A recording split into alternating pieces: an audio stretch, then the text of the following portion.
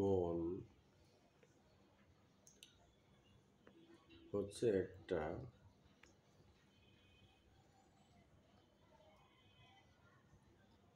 দুরন্ত গতিতে ছুটে চলা ঘোড়া, মানে একটা রানিং হর্স। প্রচণ্ড দুরন্ত গতিতে ছুটে চলে, বাট জানে না গন্তব্য কোথায়, কোথায় তার যাত্রা শেষ হবে, কোথায় যাচ্ছে, তার লক্ষ্য কোথায়, গন্তব্য কোথায়, কিছুই জানে না। আর আপনি শুধুমাত্র সেই ঘোড়ার পিঠে সাওয়ার হতে পারবেন, সইজ হতে পারবেন, কন্ট্রোল করতে পারবেন না। ডিফিকাল্ট।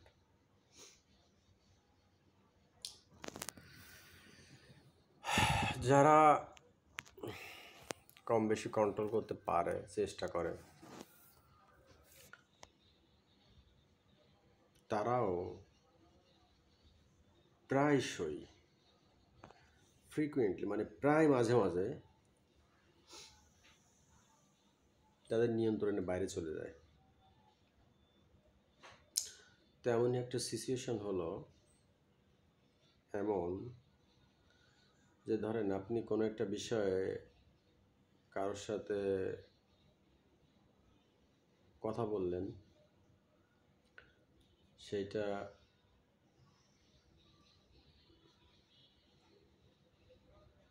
মানে যে কোনো একটা ইভেন্ট হতে পারে।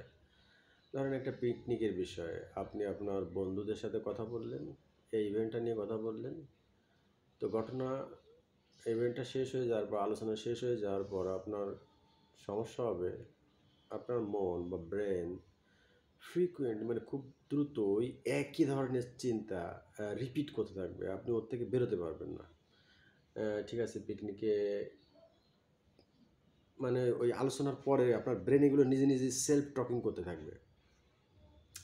পিকনিকে গাড়ি ড্রাইভার এর সাথে কী কথা বলতে হবে, গাড়ি কী ধরনের হতে হবে, খাবার কী ধরনের হতে হবে, সকালে নাস্তা কোথা থেকে নিতে হবে, কী হবে, কোনটা নিয়ে নষ্ট হয়ে যাবে, কোনটা নিয়ে ভালো হবে, সবার সাথে এ বিষয়ে কথা বলতে হবে।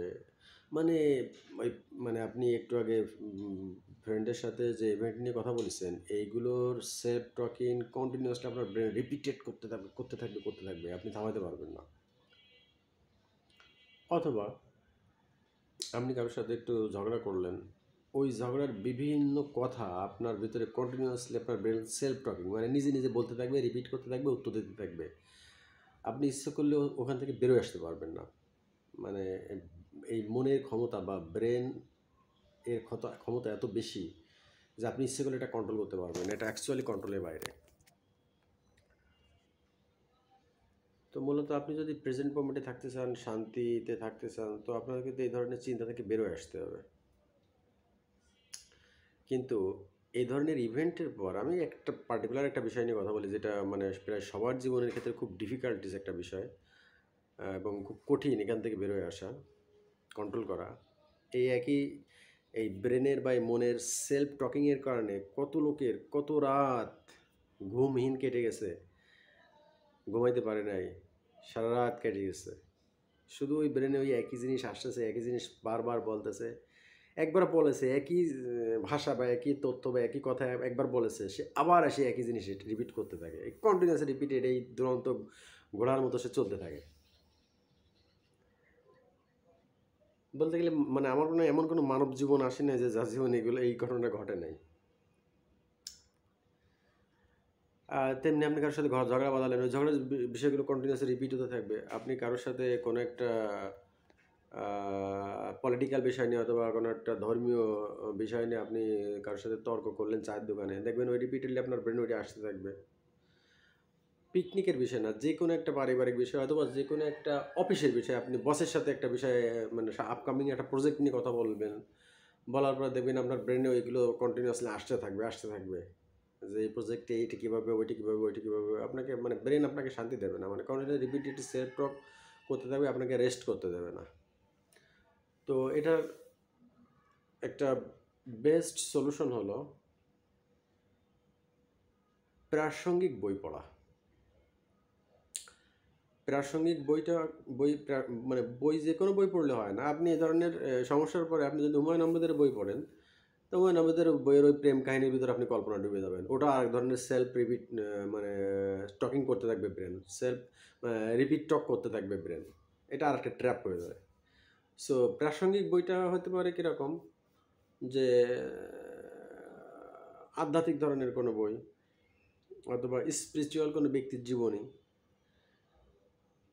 অথবা আধ্যাত্মিক কোনো গান, লালন গীতি বা এই ধরনের কোনো স্পিরিচুয়াল সং টং এই ধরনের কিছু গানের ভিতরে বা বইয়ের ভিতরে ডুবে গেলে এখানে দুটো কাজ ঘটবে। একটা হচ্ছে আপনার যে আগের যে রিপিটেড থট ছিল, ওই থটটা এই আধ্যাত্মিকের এই চিন্তা দ্বারা রিপ্লেস হবে, এবং আপনার ওই থটটা বন্ধ হয়ে যাবে।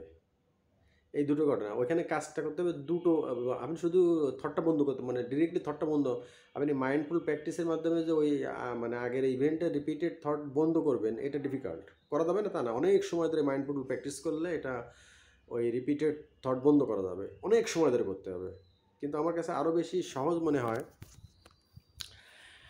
আপনি যদি ওই রিপিটেড থটের জায়গায় আরেকটা ভালো থট দ্বারা রিপ্লেস করতে পারেন, এবং ওই রিপিটেড থটটাকে বন্ধ করতে পারেন। তো এটা আমার মনে হয় ওই প্রাসঙ্গিক বই পড়লে হয়। ধন্যবাদ।